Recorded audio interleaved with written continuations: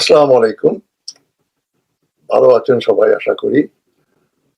আজকে দুটো সংবাদের দিকে আপনাদের দৃষ্টি আকর্ষণ করছি।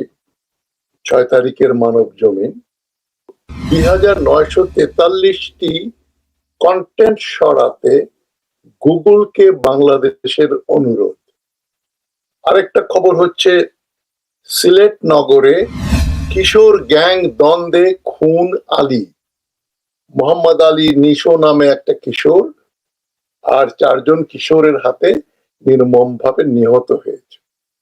দুটো বিচ্ছিন্ন খবর, সম্পূর্ণ আলাদা।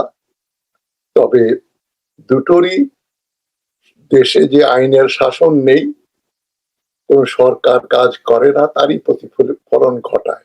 ফেসবুক তারা মোটামুটি নিয়ন্ত্রণ করেছে সিঙ্গাপুরে, এবং সেখান থেকে এগুলো মনিটর করা হয় গত কয়েক বছর যাবত। ফেসবুকের চাইতেও ইউটিউব বেশি কার্যকর, বেশি ইফেক্টিভ, সরকার বেশি ভয় পায়, তাই নতুন আয়োজন। এখন প্রশ্ন হচ্ছে, সরকার এবং সরকারের বাইরের লোকজন, সাধারণ বাংলাদেশি জনগণ মনে করে বাংলাদেশে আইনের ইউটিউব বা ফেসবুক দিয়ে সরকার বিরোধী যে কথাবার্তা বলা হয় তাতে সরকারের কি আসে যায়। এবং তারা অনেক সময় বলেন যে আপনারা যে বিদেশে বসে এত কথা বলেন, এতে তো সরকারের কোনো ক্ষতি হবার আশঙ্কা নেই।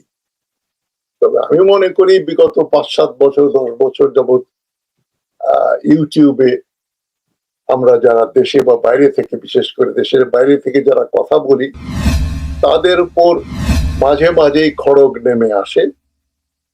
তাদেরকে অনেককে দেশ ছাড়া, দেশ ত্যাগ করতে হয়েছে, ফরক সারোয়ার, ইলিয়াস সহ অনেককেই। এবং আমরা এটাও দেখেছি যারা ইউটিউবে আলোচনা করেন তাদেরকে না পেয়ে সরকার তাদের আত্মীয় স্বজনকে গ্রেপ্তার করছে, নাজেহাল করছে, একটা ত্রাসের ভিতরে রেখেছে। এর একটা দৃষ্টান্ত, জ্বলন্ত দৃষ্টান্ত হচ্ছে কনক সারোয়ারের বোনকে গ্রেপ্তার করে জেলে রাখা হয়েছিল। তারা বহু কষ্টে, বহু চালাকি করে দেশ থেকে পালিয়ে এসছে। তো এখন ইউটিউবের উপর নিয়ন্ত্রণ করার জন্য, ফেসবুকের উপর নিয়ন্ত্রণ করার জন্য সরকারের এই কার্যকলাপ কি নির্দেশ করে? যে সরকার ভয় পায়, দেশে কোনো বিরোধী দলীয় রাজনৈতিক কার্যকলাপ তারা করতে দিচ্ছে না। আপনারা জানেন ২৮শে অক্টোবর যে বিএনপির মহাসমাবেশ হলো ঢাকায়, সেটাই তার আরেকটা জ্বলন্ত উদাহরণ, কিভাবে পুলিশ দিয়ে পিড়িয়ে স্টেজ থেকে নামিয়ে দিয়ে তাদেরকে ছত্রভঙ্গ করে, গুলি করে, হত্যা করে পুলিশি সন্ত্রাস সৃষ্টি করা হয়। এবং সারা দেশই একটা পুলিশি রাষ্ট্র। এই পুলিশ রাষ্ট্রের যে নিয়ম, সেটা হচ্ছে কোন ধরনের বিরোধী মতবাদকে সহ্য না করা। এবং এটার সঙ্গে হাসিনার যে মত, ফ্যাসিবাদ, তারই একটা প্রতিফলন মাত্র। এখন হাসিনা, অনেকেই মনে করছেন, অনেকেই বলছেন হাসিনার এখন শেষ সময়। মানে এখন ভারতে নির্বাচন হচ্ছে, মোদি নির্বাচনের পরে যদি জিতে আসে, তার সম্ভাবনা আছে মোদি হয়তো বিরাট সংখ্যাগরিষ্ঠতা না পেলেও মোটামুটি জিতে আসতে পারবে। তো তারপরে বাংলাদেশের প্রতি তাদের কি মনোভাব হয়? এখন চীনের সঙ্গে দ্বন্দ্ব কিন্তু প্রকট হয়ে উঠছে। চীন চাইছে তিস্তা প্রজেক্ট করতে এবং ভারত সেখানে প্রচন্ড বিরোধিতা করছে। এখন হাসিনার থাকা না থাকা নির্ভর করবে চীন ভারত দ্বন্দ্ব কোন দিকে যায়। মানে চীন ভারতের এই যে প্রক্সি ওয়ার, ভারত চাইছে তিস্তা প্রজেক্ট বন্ধ করতে, চীনের অনুপ্রবেশ, চীনের আধিপত্য কমাতে, আর চীন সেটা মেনে নিতে রাজি হচ্ছে না। এখন মার্কিন যুক্তরাষ্ট্রের দোদুল্যমান নীতির ফলে তারা বাংলাদেশে কোনো স্যাংশন দেয়নি। এবং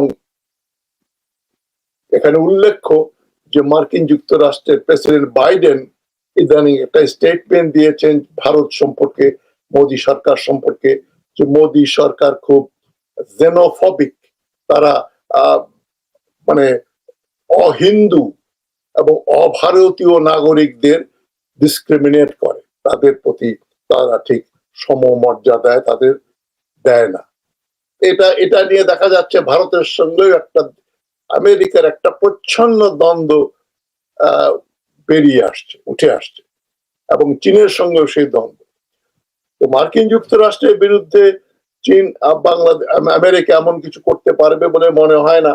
আমেরিকারও তাদের দরকার ভারতের এই যে বাংলাদেশের হাসিনা সরকারকে টিকিয়ে রাখার জন্য যে যে দ্বৈত ভূমিকা পালন করেছে নির্বাচনের আগে এবং পরে, সেটা এখন সবাই জানেন। কিন্তু চীনের সঙ্গে দ্বন্দ্বটা আবার নতুন একটা ব্যাপার হচ্ছে। এটা হাসিনা সরকারকে দোদুল্যমান করে ফেলবে, এতে কোনো সন্দেহ নেই। এবং হাসিনার থাকা না থাকা নির্ভর করবে ভারত চীন দ্বন্দ্ব কোন দিকে যায়। এই জন্য বলছিলাম আমি ওটা নিয়ে আরো বিস্তর আলোচনা করার ইচ্ছা আছে। তবে এখন হাসিনা সরকারকে এই জন্য অনেকে মনে করেন, একজন অ্যানালিস্ট বলেছেন হাসিনা কি আসলে ক্ষমতায় আছে না অন্য কেউ সরকার চালাচ্ছে। তো এটা আমরা জানি 2018 থেকেই পরোক্ষভাবে পুলিশ এবং আমলারা দেশ চালায়, যেটা আমি এক আলোচনায় সেদিন বলেছি যে উপজেলাগুলোতে উপজেলা চেয়ারম্যানদের ধমকি দেয় দারোগা এবং ইউএনও, তাদের প্রভাব প্রতিপত্তি বেশি।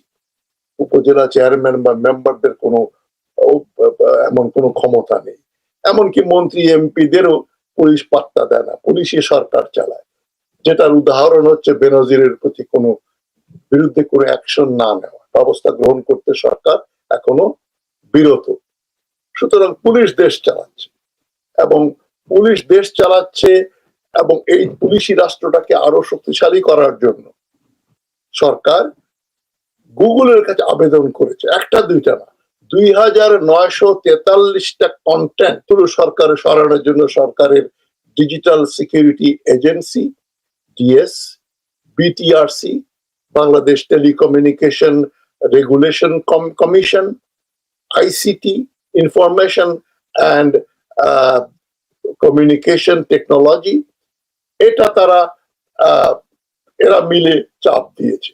এবং আমরা এই খবরে এটাও এসছে 2011 থেকে অদ্যাবধি গুগলের কাছে অনুরোধ করেছে, আপনারা শুনে খুব অবাক হবেন, একবার দুইবার তিনবার নয়, 3766 বার এই 12,569টি কন্টেন্ট সরানোর জন্য 2011 থেকে 3766 বার সরকার গুগলের কাছে অনুরোধ পাঠিয়েছে। এতেই বুঝতে পারছেন সরকার কতটা ডেসপারেট, তাদের অসহায়ত্ব, তারা কতটা অসহায়, যে এই আমাদের যে ভয়েস, আমাদের যে প্রতিবাদ, এই প্রতিবাদী কণ্ঠস্বর তারা বন্ধ করতে পারছে না। এগুলো যে ম্যাটার করে, যারা মনে করেন 10,000 মাইল দূরে বসে আপনারা সরকার ফেলে দিতে পারবেন না, এটা আর বলার অপেক্ষা রাখে না। সরকার আমাদের ভয় পায়, এবং সরকার এই ইউটিউবের মাধ্যমে যে আপনারা যে তাদের সমর্থন করেন, শোনেন, সবাইকে তো আর ধরে ধরে জেলে দিতে পারে না।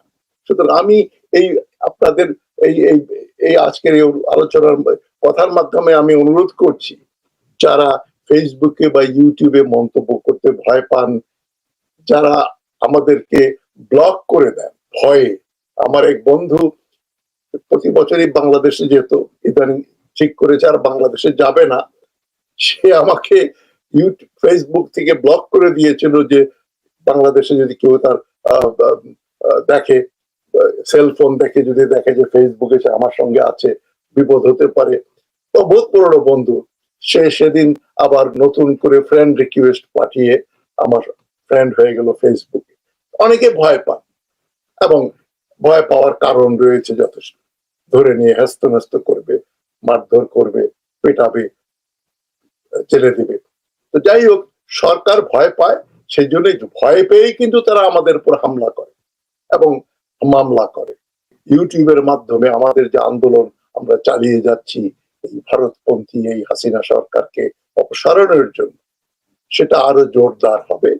আমি মনে করি আপনাদের আরো উঠে পড়ে আমাদের অনুষ্ঠানগুলো সমর্থন করা উচিত, মন্তব্য করা উচিত, এবং এর ফলে সরকারের মানে গদি অলরেডি নড়ে গেছে। এখন চীন তার ঋণ দিয়েছে, ঋণের টাকাগুলো ফেরত দেওয়ার সময় আসছে, কোন রকম কনসেশন না দিয়ে এগুলো আদায় করবে যদি তিস্তা প্রজেক্ট দেয়া না হয়। আর তিস্তা প্রজেক্ট যদি দেয়া হয়, ভারতই হাসিনা সরকারকে সরাবে। চীন এখানে সরকার সরানোর ব্যাপারে কোনো ভূমিকা রাখে না, যদিও তারা 2018 সালে হাসিনা সরকারকে ক্ষমতায় আনতে সাহায্য করেছিল। তবে সরাতে হলে দেখবেন ভারতীয় কোনো এজেন্সি তাকে সরিয়ে দেবে, এবং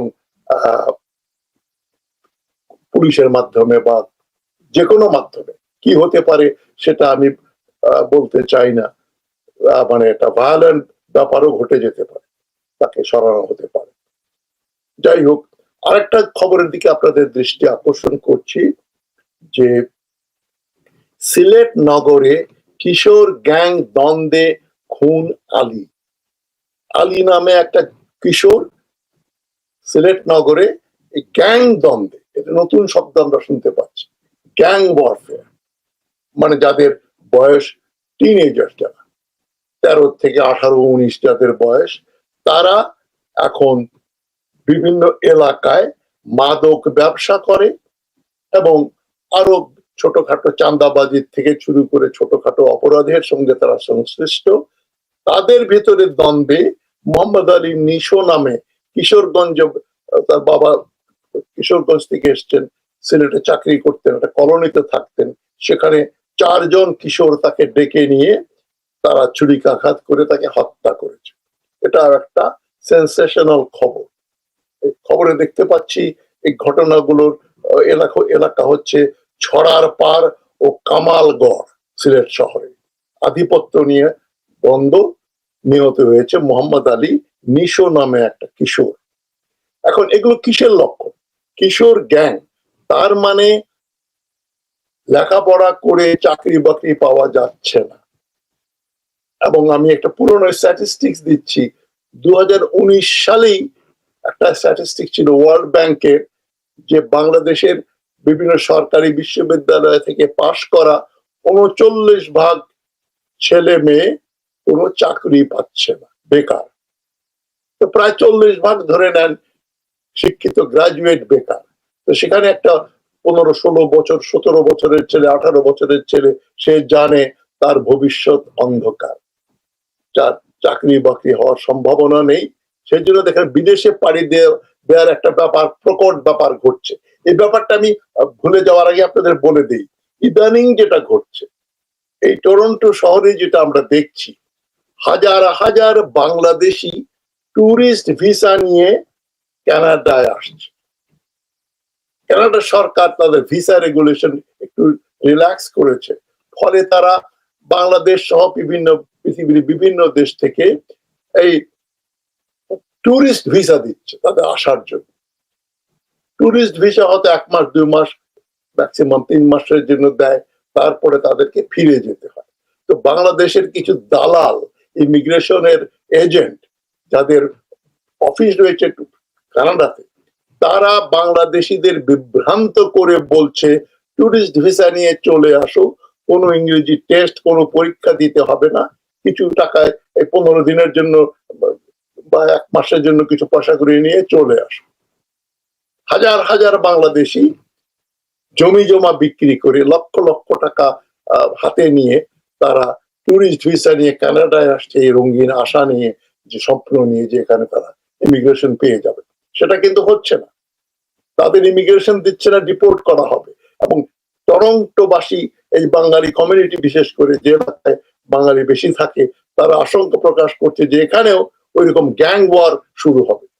এটা একসময় হয়েছিল শ্রীলঙ্কান তামিলদের ভেতরে ছিল, ব্ল্যাক আফ্রিকানদের এলাকাতে ছিল, এখনো কিছুটা আছে। এটা এখন বাংলাদেশি এলাকাতেও ছড়িয়ে পড়বে। এরা ইলিগালি থাকবে এবং চুরি চামারি করবে, বেআইনি ভাবে কাজ করবে এবং গাড়ি ভাঙা, বাড়ি ঘর ভেঙে চুরি করা, ডাকাতি করা, খুন করা, এটা এখানেও হতে পারে। তবে যেটা আমি আপনাদের বলছি, আপনাদের বন্ধু বান্ধব আত্মীয় স্বজনকে বলছি, খবরদার খবরদার ট্যুরিস্ট ভিসা নিয়ে কানাডায় আসবেন না। আপনাদের কোন রকম ইমিগ্রেশন দেয়া হবে না।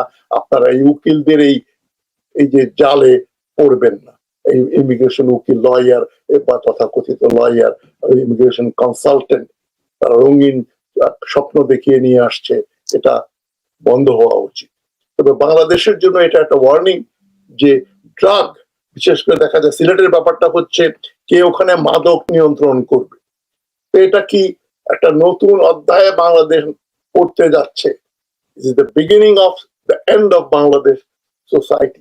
সমাজের যেটুকু অবশিষ্ট ছিল সেটাও কি শেষ প্রান্তে চলে এসছে কিনা, এটা নিয়ে সববার চিন্তা করা উচিত। সরকার তো কিছু করবে না, সরকারের সেই সদিচ্ছাও নেই এবং সরকারি পৃষ্ঠপোষকতা না পেলে এই গ্যাংগুলো পাড়ায় পাড়ায়, এই গ্যাংগুলো বৃদ্ধি পেত না। এদের অনেকে দেখবেন ছাত্রলীগের কানেকশন, ক্রাইম মানেই ছাত্রলীগ, আওয়ামী লীগ। যাই হোক, দুটো খবর, একটা খবর একটু ভালো যে গুগলকে তারা রিকোয়েস্ট করেছে, তবে পূর্ব অভিজ্ঞতা আমরা জানি তারা ৩,৭৬৬ বার রিকোয়েস্ট করেছিল, গুগল পাত্তা দেয়নি। আমাদের সংগ্রাম আমরা চালিয়ে যাব, আপনারাও আমাদের সহযোগিতা করবেন, আমাদের সঙ্গে থাকবেন, এটা বলেই আজকের আলোচনা অনুষ্ঠান এখানে শেষ করছি। ভালো থাকবেন সবাই। আসসালামু আলাইকুম।